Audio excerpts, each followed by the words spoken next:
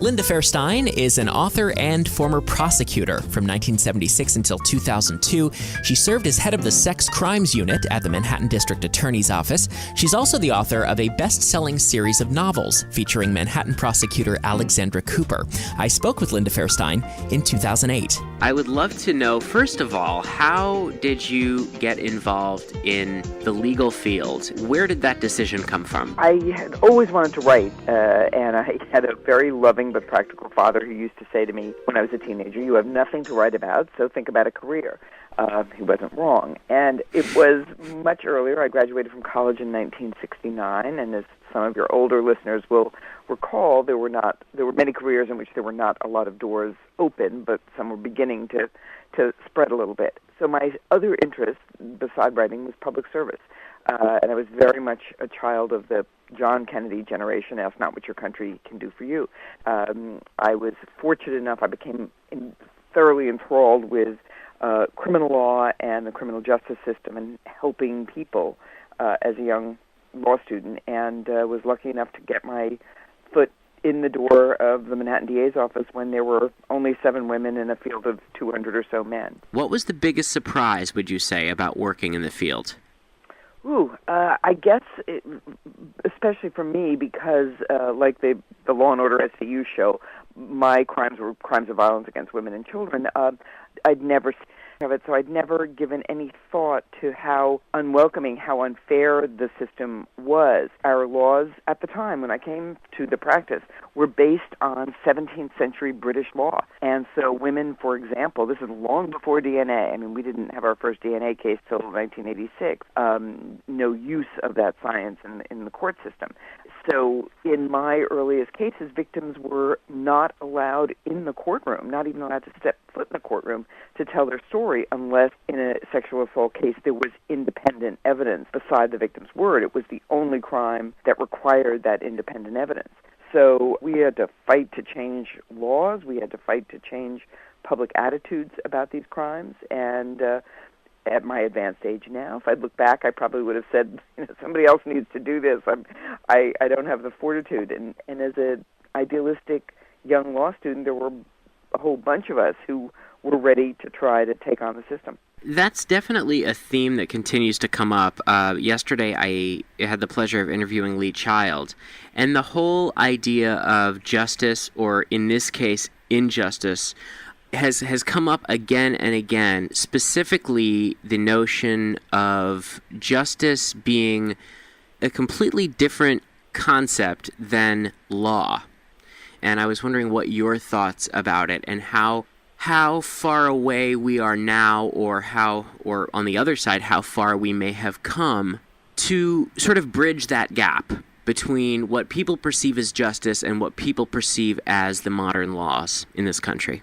That's a wonderful question. I've just completed a kind of 12-week book tour, and nobody's asked a question as good as that one. Oh, that's very nice. Really, it's a very thoughtful, provocative question. The law fails people a staggering amount of the time, and I think I saw that firsthand when I worked in specialty in the 70s and 80s that didn't have laws that had changed for 2 centuries.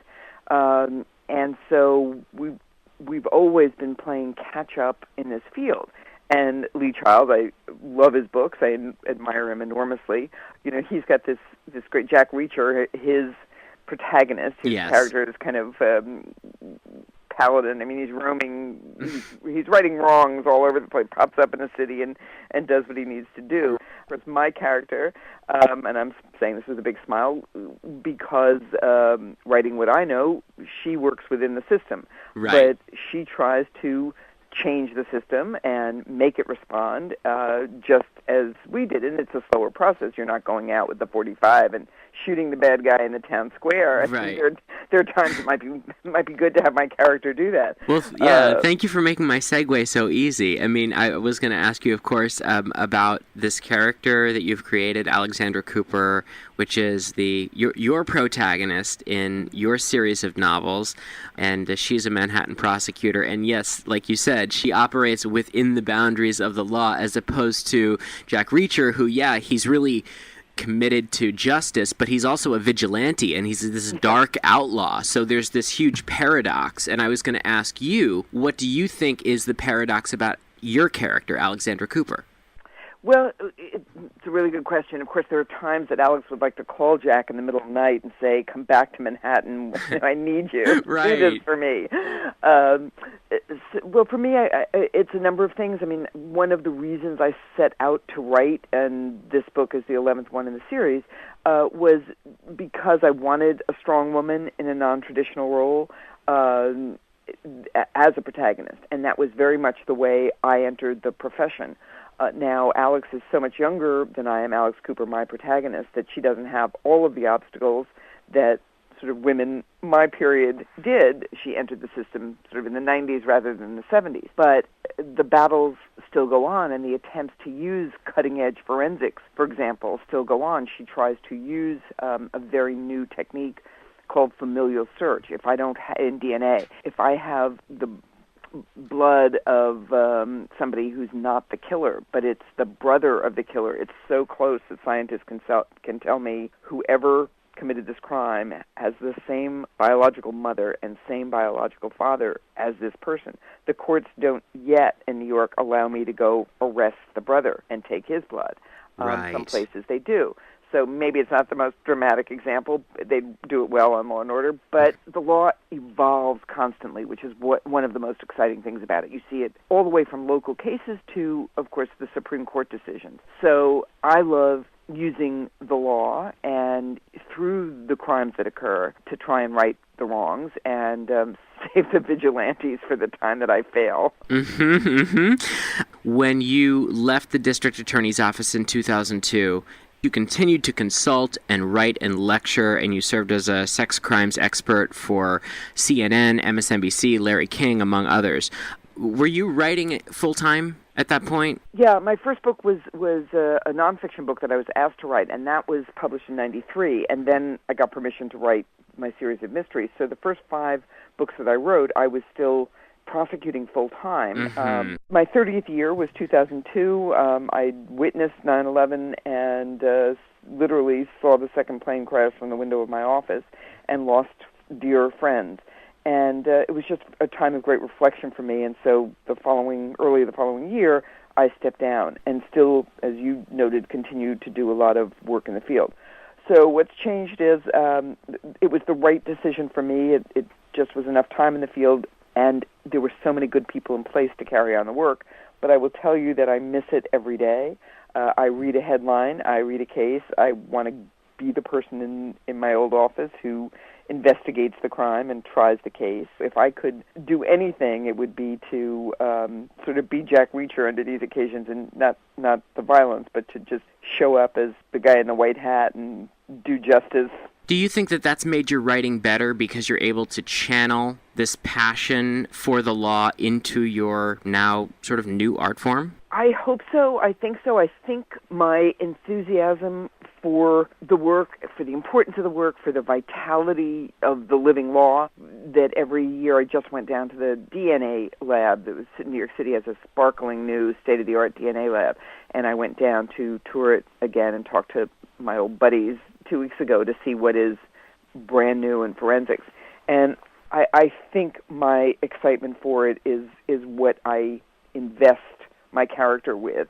And I do believe that that's what attracts many readers to the books and to the series. How do you write? What is your process? Because when you were working for the district attorney's office, I'm sure that there was a very structured schedule that you had, or not. I mean, but you had to be certain places at certain times, and you were not living a life of a struggling artist or writer. You were working for the Manhattan district attorney's office, for Christ's sake. So now that you're writing and you're really able to immerse yourself into it, I'm really curious as to how your day-to-day life has changed. Oh, that's wonderful. Yes, obviously there was a structure in the DA's office. You're working for the government, which implies immediately structure, but the DA's part of it was just never the same twice. One of the things I loved about it was you wake up in the morning and things happened in the preceding 12 hours, and those new cases land on your desk. The cops are there.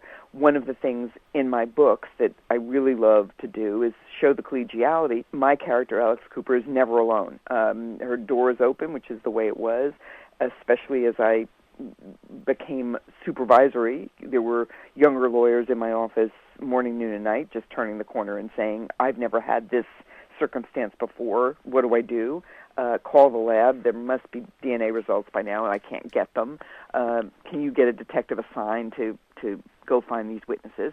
So the complete unexpectability was a challenge every day, and the enormous importance of the collegial relationships and covering each other's back. Right. Writing when I left and so I was very disciplined for 30 years to try major cases and investigate them, but the kind of discipline is so different. The solitude, the solitariness of the writer's life hit me like a ton of bricks. I mean, it's like a 180. There's nobody coming in my door. Exactly. There is nobody to say for me to say, do I have the right guy? How would you handle this case? How would you do this cross? And so here I am alone in my little room. And a good day is when friends don't call and people don't try and lure you out into the world. And that was an enormous change, and really self-discipline. There was just the deadline of get a book in, but it wasn't the weekly. You've got to be in front of Judge Smith at 2:00, and you've got to see the district attorney at 11, and the mayor wants your budget by 2. So learning to discipline myself, learning that these stories are going to come from nowhere except inside my brain, talking to myself, imagining situations and creating characters that I hope readers want to be with. You need to people these books with characters that people want to come back to. And that's a part of the great challenge of doing this work, and just a wonderful joy when it happens. When you do a series like Lee does and like I do, it really means that people return because they want to be with that world you've created. Nowadays, are there ever times when you are called on to work as a consultant, let's say for CNN, and you're right in the middle of, an extremely important chapter which happens to be really flowing for you, you have a deadline, and you're like, no, I can't. I'm in the middle of writing this book, I have a deadline. No, this is not a great time for me to be a consultant. Or do you sort of jump up and say, yes, I get to go back and be depended on? Is it sort of a rush to go back to that world and play that role? I've had both experiences. The writer's life very often means for me when, as you hit it, as you've just said, approaching a deadline, I'm sitting in my solitary room in my sweats. I mean, I look just like a wraith because nobody's going to see me, and I'm all alone, and it doesn't matter what the world looks like. And if it's a case that sometimes they call and it's really not spot on, dead on for me and my expertise, and then it's easy to say no.